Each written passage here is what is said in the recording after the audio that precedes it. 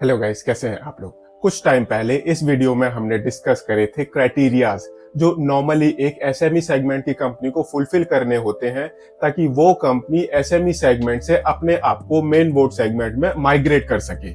अब इस वीडियो में हम डिस्कस करते हैं स्टेप बाय स्टेप एक्शंस जो नॉर्मली एक एसएमई सेगमेंट की कंपनी लेती है अपने आप को एसएमई सेगमेंट से मेन बोर्ड सेगमेंट में माइग्रेट करने के लिए। कहीं मत जाइए, चैनल को सब्सक्राइब कर लीजिए। अगर कोई कंपनी अपने आप को एसएमई सेगमेंट से मेन बोर्ड सेगमेंट में माइग्रेट करना चाहती है तो उसमें सबसे पहला स्टेप होता है दैट उस कंपनी को काफी सारी बैकग्राउंड वर्किंग करनी होती है।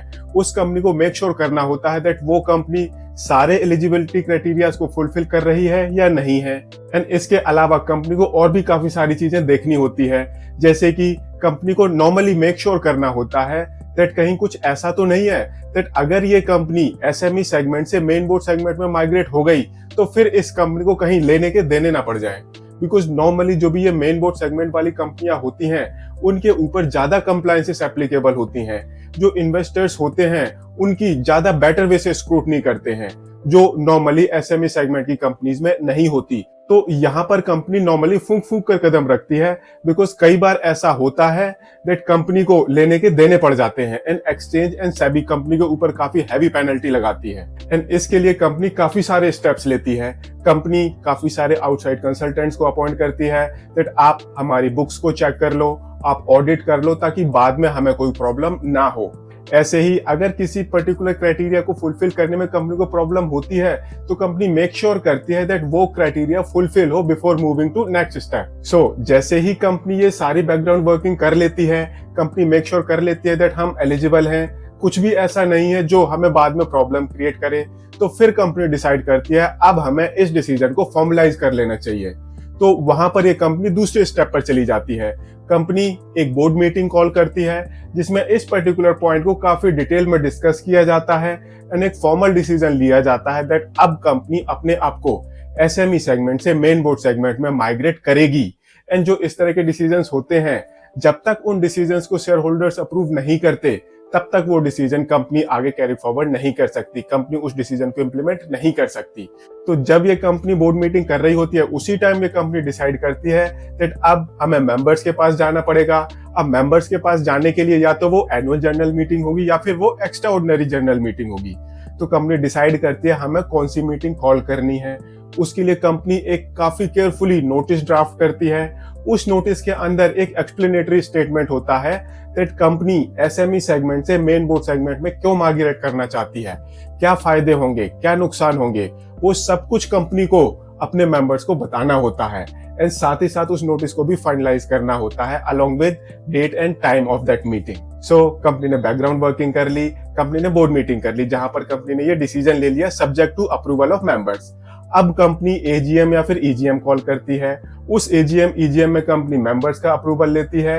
एंड जो ये इस तरह के डिसीजंस होते हैं, मैक्सिमम केसेस में जो मेंबर्स होते हैं वो उस डिसीजन को अप्रूव कर देते हैं बिकॉज नॉर्मली कंपनी को चलाता कौन है, कंपनी को बोर्ड ऑफ डायरेक्टर्स चला रहे होते हैं। बोर्ड ऑफ डायरेक्टर्स को कंपनी के बारे में ज्यादा पता होता है। मेंबर्स तो एक किस्म से मालिक होते हैं, तो जो एम्प्लॉय है वो मालिक के पास जाता है दैट मैं ये पर्टिकुलर चीज करना चाहता हूँ, ये कंपनी के लिए काफी इंपॉर्टेंट है, काफी बड़ी चीज है, दैट्स वाई मैं आपके पास अप्रूवल के लिए आया हूँ। ऐसे बहुत ही कम केसेस होते हैं जहां पर नॉर्मली जो मेंबर्स होते हैं वो बोर्ड ऑफ डायरेक्टर्स के डिसीजन को टर्न डाउन करते हैं। ऐसा बहुत कम देखा गया है, बट ऐसा भी पॉसिबल होता है।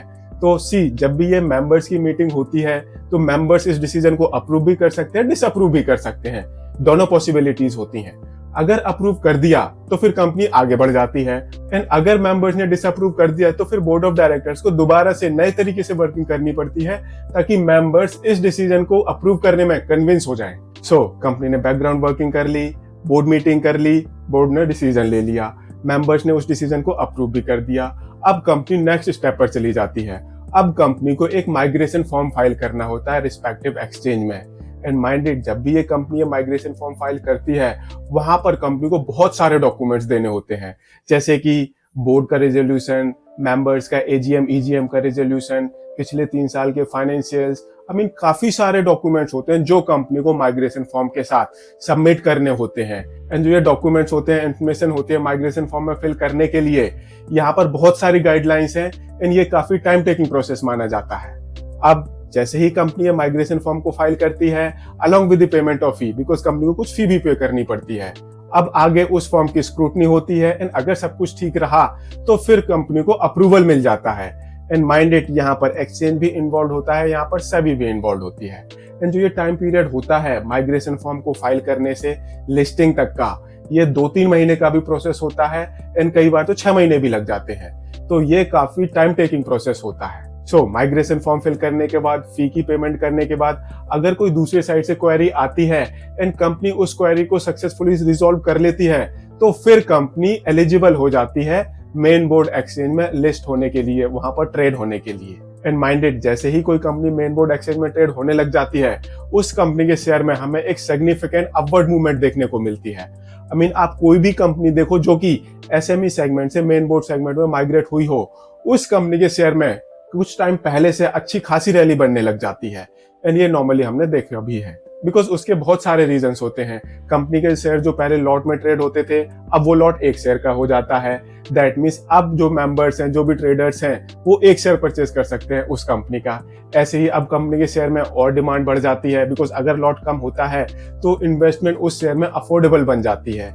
जो बड़े बड़े इन्वेस्टर्स होते हैं वो भी उस कंपनी को कवर करने लग जाते हैं।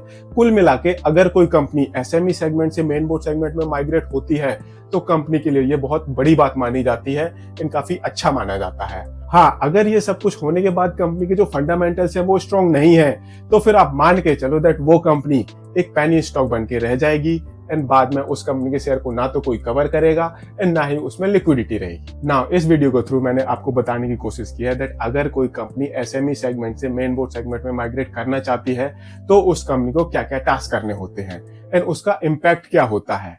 अगर आपको ये वीडियो पसंद आया हो तो इसको लाइक शेयर जरूर करें एंड चैनल को सब्सक्राइब करें। Thank you.